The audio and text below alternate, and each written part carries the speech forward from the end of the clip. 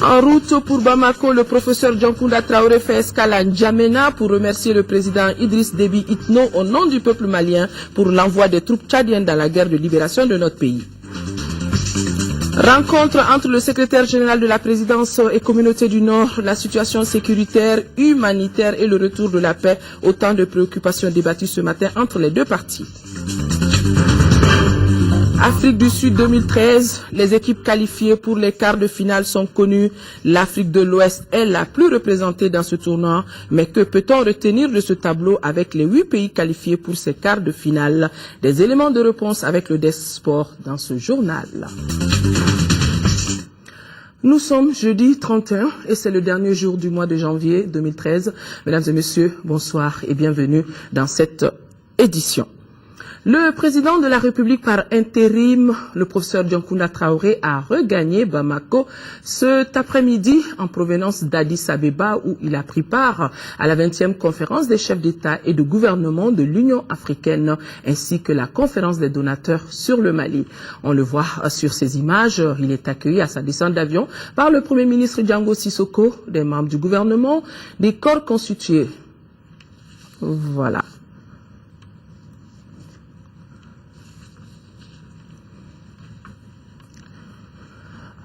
Je vous le disais dans les titres, en route pour Bamako donc, le professeur Djankounda Traoré a tenu à faire escale à N'Djamena pour remercier de vive voix le président Idriss Déby Itno au nom du peuple malien, l'appui militaire dans la guerre de libération de notre pays. Nous serons à mesure de vous proposer les images de cette audience du président Djankounda Traoré avec le président tchadien au cours de ce journal. En attendant, ici à Bamako, le Premier ministre Django Sissoko a lui reçu en audience une délégation du Royaume-Uni comprenant l'envoyé spécial pour le Sahel et du chef d'état-major de ce pays. L'envoyé spécial du Premier ministre du Royaume-Uni pour le Sahel au micro de Mamari Kone. Je viens d'avoir un très bon entretien avec le Premier ministre. Moi, ensemble avec notre chef d'état-major, on a discuté l'intervention militaire et aussi la réunification politique du Mali. L'avenir dépend sur la création, la construction des institutions démocratiques pour soutenir cette unité. Ça va assurer l'avenir du Mali et aussi les pays voisins du Mali. Et la communauté internationale a déjà exprimé son soutien et son disponibilité de travailler avec les institutions et les peuples du Mali pour construire cet avenir. Après la primature, c'est au tour de l'Assemblée nationale d'accueillir le représentant spécial pour le Sahel du Royaume-Uni au menu de sa rencontre avec les députés, la feuille de route du gouvernement de transition, son application et ses grandes lignes pour la consolidation de la démocratie et la stabilité du pays. Pour le Britannique, la feuille de route est un document très important pour notre pays car elle offre une opportunité au peuple malien de travailler ensemble et de regarder dans une même direction. Échange ce matin entre des représentants politiques des communautés du Nord avec le secrétaire général de la présidence. La situation de guerre a focalisé cette rencontre et aussi naturellement la situation post-guerre, à savoir la reconstruction et le développement du Mali. Nyanya Aliou Traoré a suivi cette rencontre pour nous. Après la reconquête des villes occupées, l'heure est à la reconstruction. Mais pour cela, il faut d'abord écouter, comprendre, puis décider. C'est fort de cela que le secrétaire général de la présidence a échangé avec les membres représentatifs des communautés du nord du Mali. Au nom du président de la République, nous avons pris cette initiative. La période de guerre a entamé le vivre ensemble. Comment organiser pour que nous puissions retrouver ce vivre ensemble qui est une des caractéristiques de notre pays. Et enfin, comment évoquer, même si ça reste des questions difficiles encore, mais la question de la négociation. Parce qu'après la guerre, il va falloir qu'on s'asseye et qu'on parle. Et aussi, surtout, nous avons un pays où les conflits ont fait que il y a des choses qui sont établies, qui sont menacées. Il y a le grand risque qu'on stigmatise sur la base de mauvais comportements de quelques individus, qu'on stigmatise des groupes communautaires. Message reçu pour ces leaders et chacun est prêt à jouer sa partition. Il faudrait que les notables d'abord amènent les populations à comprendre que chaque Malien doit se dire qu'il a le devoir de protéger le Mali.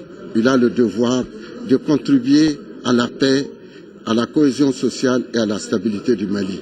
Il faut tout de suite arrêter toutes les velléités qui se trouvent dans les montagnes. Concernant nos populations qui ne sont pas parties, ils doivent avoir une véritable communication à ce niveau pour leur dire de se calmer, de suivre justement notre État. Les femmes ne seront pas en marge dans cette démarche de rassemblement. Socle de toute société civilisée, un accent particulier sera mis sur leur participation. Nous voulons vraiment que les femmes jouent un grand rôle pour faire la part des choses parce que nous savons que la femme peut contenir en elle certaines souffrances, malgré ces souffrances, avoir la tête pour apaiser. Les participants ont par ailleurs montré leur réticence face aux négociations souhaitées avec les groupes rebelles. Pour eux, négociation il y aura, sauf si chacun parle et opte pour l'indivisibilité de notre Grand Mali.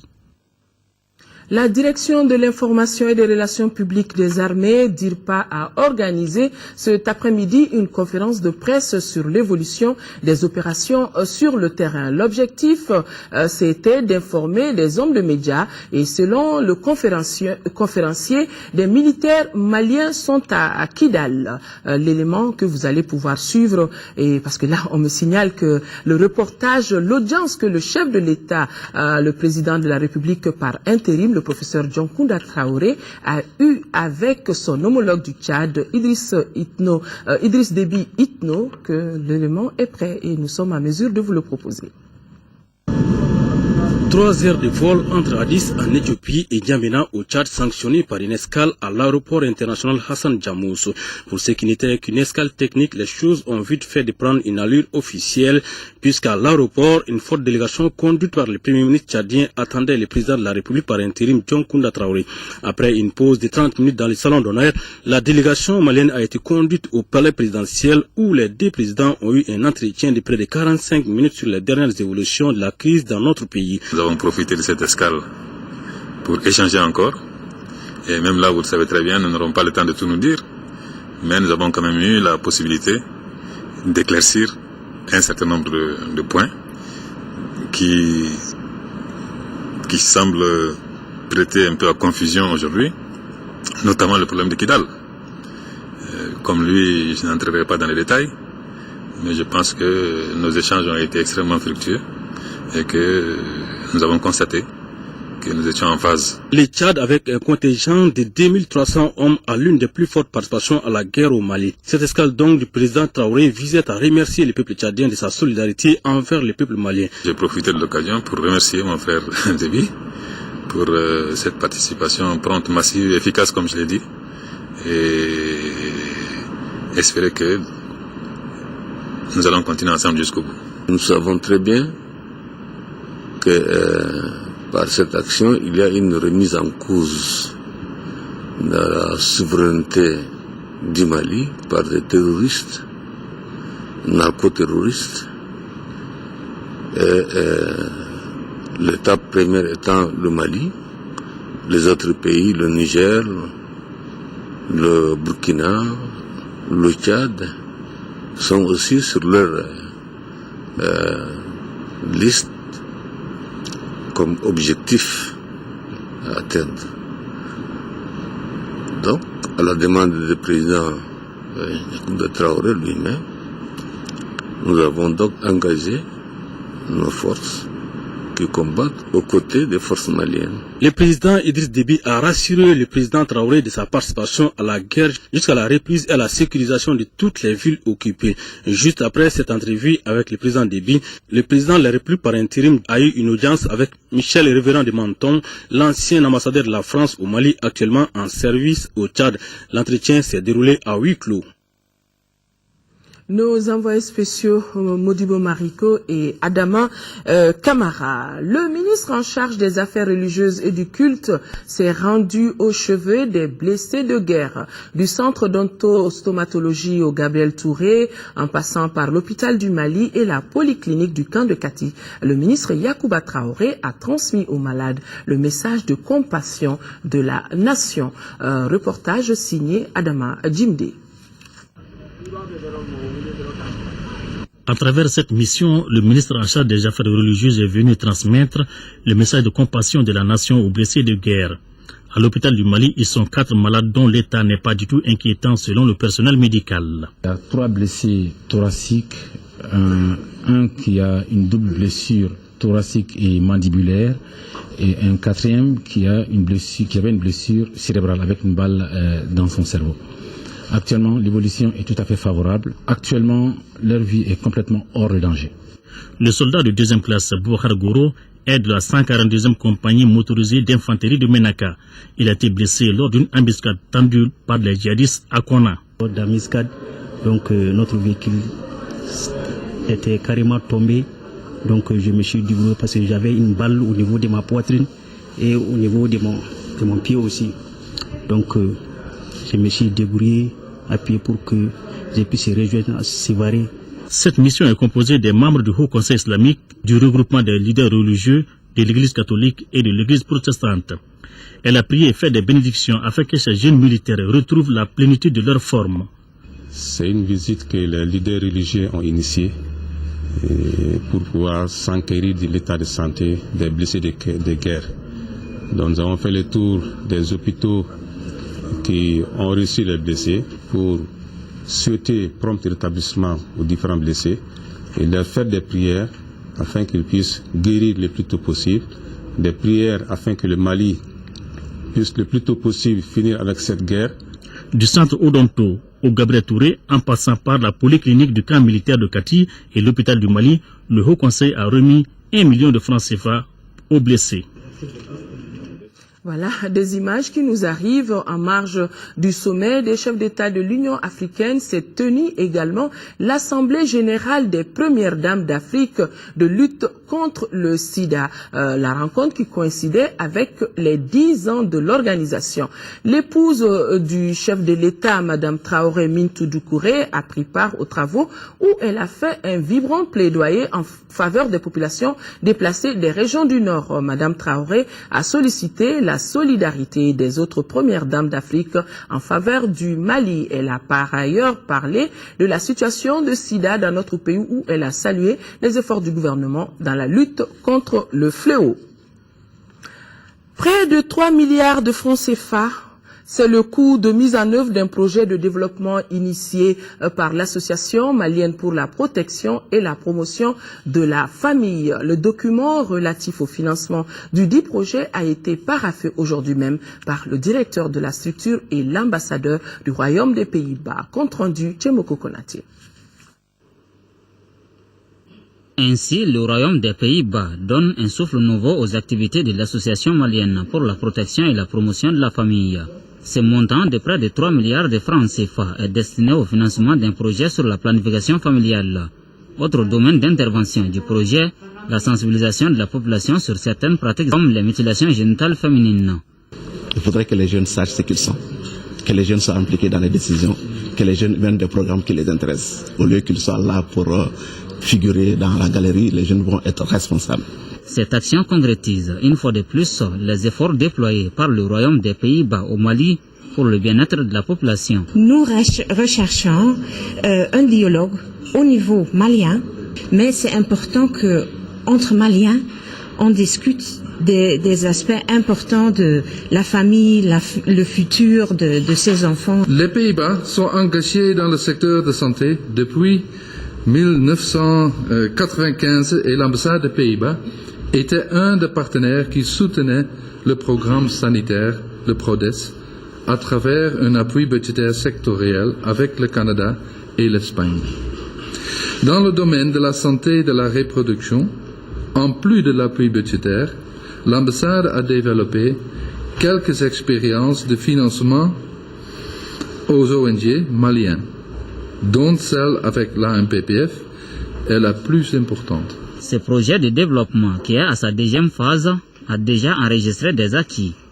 En 2008, nous nous retrouvions dans les locaux de l'AMPPF pour matérialiser la signature d'une convention d'un montant de 4 millions d'euros, soit 2 milliards 623 millions 828 000 francs CFA, que votre pays a gracieusement mis à la disposition de la laboureuse population du Mali. Pour les responsables de l'AMPPF, le financement de la deuxième phase de ce projet est un signe d'espoir, car la crise politique et sécuritaire avait engendré le départ de nombreux partenaires. Et cette bonne information, un appui budgétaire d'environ 18 millions de dollars du FMI pour notre pays. L'adoption de ce programme du Mali par le conseil d'administration du FMI va permettre le déblocage en une tranche de 12 millions de droits de tirage spéciaux équivalent encore une fois à 12 millions de dollars, soit environ 9 milliards de francs CFA sous forme d'appui budgétaire direct en vue de couvrir une partie du déficit de la balance de paiement. Cette autre information du ministre de l'économie, des finances et du budget, le ministre de l'économie, des finances et du budget, informe le peuple malien et l'ensemble des généreux donateurs que dans le cadre du soutien à l'armée malienne pour la libération du Nord, la situation du compte ouvert à la BDM SA est la suivante. Solde du compte au 25 janvier 2013, 657 399 182 francs CFA. Chèque à l'encaissement, 203 125 000 francs CFA. Chèque à encaisser, 22 200 000 francs CFA, soit un total général de 882 784 182 francs CFA. Donc, c'était là un communiqué du ministère de l'économie, des finances et du budget.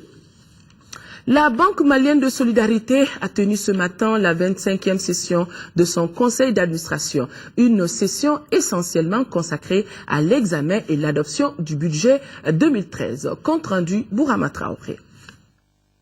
Messieurs les administrateurs, 35e session du conseil d'administration de la Banque malienne de solidarité, un constat. L'année 2012 n'a pas été rose pour la BMS SA. À l'origine, la crise sécuritaire dans la partie nord du pays. La banque qui était très active dans les 3 régions du nord a subi de grosses pertes. La saisie par les groupes rebelles de nos avoirs en cash, totalisant plus de 800 millions de francs CFA dans ces régions. La destruction de nos biens meubles et immeubles, évalués à plus de 400 millions de francs CFA. La fermeture pour une durée encore indéterminée de 3 agences Tombouctou, Gao et Kidal. La suspension de la coopération financière bilatérale et multilatérale avec le Mali a aussi entraîné l'arrêt de programmes et projets ainsi que les aides. Conséquence, une forte baisse des dépôts de la banque et une détérioration du portefeuille de crédit. Un tableau sombre décrit à l'ouverture de cette 35e session du conseil d'administration de la banque.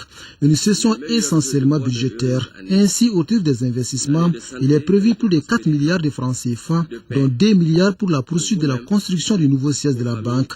L'institution financière entend également accroître ses interventions en faveur du marché des particuliers et participer au pool bancaire pour le financement du secteur coton. À la BMS, l'année 2013 s'annonce donc prometteuse. Les ressources de la banque se sont établies à 161 500 milliards au 31 décembre 2012 et devraient atteindre 176 300 millions au 31 décembre 2013, soit une augmentation de 14 800 millions ou 9%.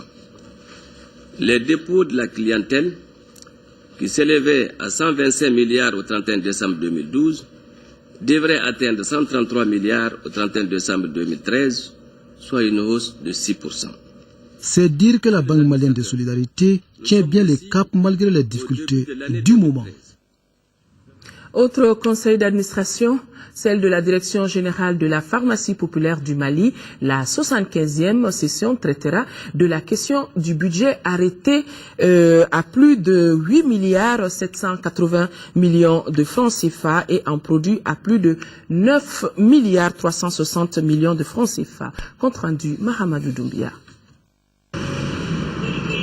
Cette 75e session du conseil d'administration de la pharmacie populaire du Mali se tient à un moment très difficile compte tenu de la crise sécuritaire qui traverse notre pays. Pire, les pharmacies et les hôpitaux dans les régions jadis occupées par les terroristes doivent être réapprovisionnés à temps. Dans ces circonstances actuelles, grâce au gouvernement, la pharmacie populaire du Mali assurera la distribution des médicaments essentiels et de qualité à tous les citoyens, en référence au projet de budget soumis aux administrateurs. Le projet de budget est arrêté en charge à 8 milliards 782 millions 590 000 francs CFA et à un produit à 9 milliards 360 millions 33 000 francs CFA, soit un résultat prévisionnel de 577 millions 443 000 francs CFA. Ces prévisions, qui sont en légère augmentation par rapport à celles de l'année 2012, permettront à notre entreprise de maintenir le cap malgré la crise sociopolitique que traverse notre cher pays. Les investissements programmés de l'ordre de 2 milliards 125 millions nous permettront, j'en suis certain, de mieux accomplir notre mission de service public. Cette session donne l'espoir parce que les défis majeurs auxquels la pharmacie populaire du Mali est confrontée pourront être relevés grâce à l'engagement politique des autorités et de l'appui technique et financier des partenaires. On est en train d'élaborer vraiment des thèmes de référence pour pouvoir vraiment renforcer le dépôt régional de Mopti. Réellement pour qu'on puisse, à partir de Mopti, puisse vraiment servir Tombouctou et Gao.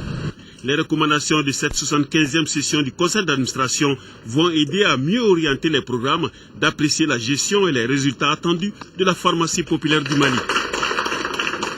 L'Institut national de la statistique a lui aussi tenu son 15e conseil d'administration. Les administrateurs de l'Institut sont appelés à examiner et adopter le programme d'activité et de budget 2013. Adama Kodjo. Ce 5e conseil d'administration de l'Institut national de la statistique, INSTAT, intervient dans un contexte socio-économique très difficile.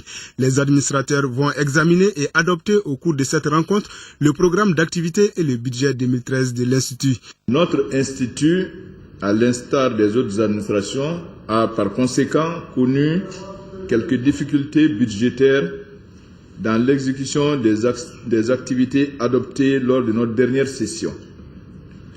La mise en œuvre de certaines décisions et recommandations en a aussi souffert, mais l'Institut a su, malgré tout, garder le cap avec un taux d'exécution de 65% des activités et 32% de réalisation des prévisions de ressources. Le budget 2013 de l'INSTAT soumis à l'appréciation s'élève à plus de 1 milliard 6 millions de francs CFA. Un budget qui va permettre à la structure de faire un certain nombre de réalisations.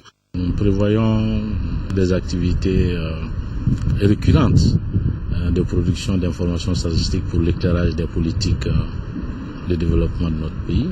Je dois dire que l'un des problèmes majeurs du système statistique national dans notre pays, c'est des problèmes de ressources humaines. Donc, il est question, en tout cas en 2013, de pouvoir mettre en place un centre de formation du personnel du système statistique national. Créé en mars 2009, l'INSTAT est chargé de promouvoir la recherche, la formation et le développement dans le domaine de la statistique.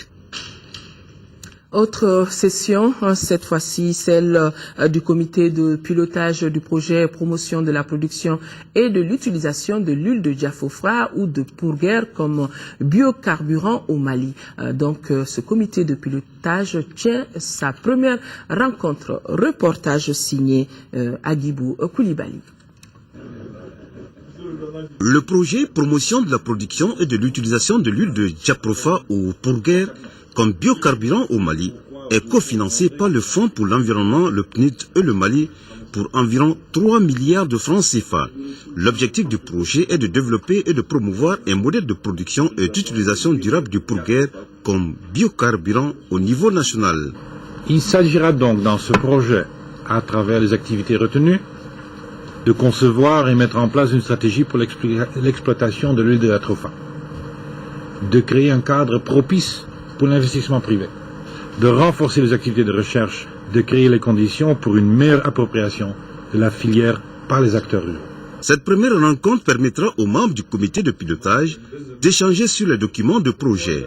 Je vous invite à examiner attentivement les documents qui vous seront soumis par l'unité de gestion, à savoir le rapport d'activité du 4e trimestre 2012 traitant notamment de la préparation du plan de travail 2013, l'organisation du comité de pilotage du projet, la mise en place de la cellule d'appui au projet. Le programme d'activité de 2013, d'un coût évalué à 239 millions de francs CFA, comprend entre autres la conception d'une stratégie pour l'exploitation de l'huile de jatropha comme biocarburant durable sur la base d'expériences nationales et régionales validées, l'application des mesures réglementaires relatives à la qualité des produits de la filière du jatropha édictées par l'ANADEB. Au sortir de cette rencontre, les orientations et recommandations permettront de guider l'Agence nationale pour le développement des biocarburants et la coordination du projet. Cela pour une bonne mise en œuvre des propositions contenues dans le plan de travail 2013 du dit projet. Cette information, avant d'ouvrir la page sport de ce journal, la conférence épiscopale du Mali informe les fidèles catholiques du diocèse de Caille, toute la communauté catholique du Mali et l'ensemble des Maliens de la nomination par le Saint-Père, le pape Benoît XVI, ce jour 31 janvier 2013, de l'abbé Jonas Dambélé, actuel curé de la paroisse de Yasso. Yasso, c'est dans le cercle de sang, comme évêque du diocèse de Caille. Afrique du Sud 2013, tous les qualifiés pour les quarts de finale sont désormais connus. L'Afrique de l'Ouest reste la plus représentée dans cette compétition, mais que peut-on retenir de ce tableau avec 8 pays sur les 16 qualifiés? Des éléments de réponse avec Amara Mali Diallo. Le tableau des quarts de finale de cette 29e Coupe d'Afrique des Nations affiche complet. Un tableau sur lequel on notera l'absence du champion d'Afrique en titre, la Zambie, et des représentants du Maghreb pourtant habitués à être présents à ce niveau de la compétition. Si l'on parle de nivellement des valeurs, l'exemple le plus frappant est sans nul doute les requins bleus du Cap-Vert qui s'invitent en quart de finale pour leur toute première participation à une phase finale. Si les Chipolopolo de la Zambie et les représentants du Maghreb qui étaient l'Algérie, le Maroc, la Tunisie ont montré un visage bien pâle, ce fut tout le contraire du Cap-Vert ou du Burkina Faso qui ont produit un football chatoyant allié à une certaine efficacité offensive qui leur a permis d'être dans la cour des 8 meilleures nations africaines. Ces quarts de finale prévus samedi et dimanche prochain enregistrent comme à l'accoutumée la présence d'un fort contingent ouest-africain avec 6 pays sur 8. Notre pays, le Mali, qui poursuit K1K sa route dans la compétition, devra sortir le grand jeu pour éliminer le pays organisateur de l'Afrique du Sud samedi à Durban pour espérer faire comme en 2012, sinon plus, en visant l'une des 2 premières places du podium. Les autres affiches s'appellent Ghana-Cap-Vert, Côte d'Ivoire-Nigeria et Burkina Faso-Togo pour décrocher le sésame continental au soir du dimanche 10 février à Johannesburg. Voilà, un nouveau livre qu'on a le plaisir de vous présenter ce soir. Les divanations, je ne sais pas si la caméra est à mesure de bien fixer. Les divanations du renard, c'est des contes et récits d'Ogon du Sénot, de Léon Nyagali. Les contes et récits faisant l'objet du présent ouvrage ont tous été recueillis à Koro en 1979 et à Sévaré en 2004 auprès des conteurs traditionnels d'Ogon. Traduits en français pour le compte des enfants et des jeunes, ils font la référence au travers des hommes comme la gourmandise, la méchanceté, l'injustice qu'ils fustigent ou les qualités humaines comme la bravoure, l'injustice, l'entraide qu'ils magnifient à travers des faits mettant en scène des animaux ou des hommes. Donc, les divanations du renard, un bouquin réalisé par Léon Nyagali. Page noire de ce journal, décès de Fadimata Oualet. Vous l'avez certainement appris, le décès de notre ancienne collaboratrice Fadimata Oualet Abdoulaye Cissé.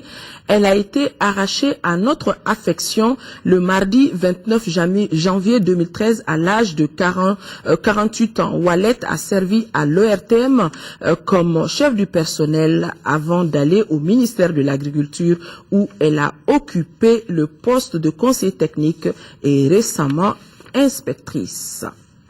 Ainsi va la vie, que son âme repose en paix.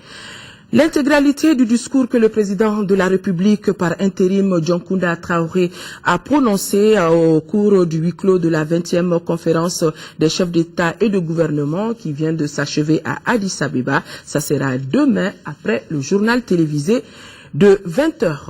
On est jeudi, l'interview de la semaine reçoit ce soir l'honorable Aïdara Aïssata Cissé, député à l'Assemblée nationale. L'élu du Nord s'est beaucoup investi dans la recherche de solutions à la crise que traverse notre pays. Avec elle, il sera question de libération des régions du Nord et de son engagement personnel en faveur du Mali. L'interview de la semaine, un entretien avec Yaya Konaté, juste après cette édition, laquelle s'achève d'ailleurs. Merci de l'avoir suivi. L'information reprendra ses droits demain, 10h, 13h avec Mohamed Touré. Et quant à moi, je me ferai le plaisir d'être là pour les éditions de la soirée. D'ici là, restons de cœur et d'action avec nos compatriotes vivant encore sous occupation. La libération totale du territoire est pour très bientôt. Excellente nuit à tous.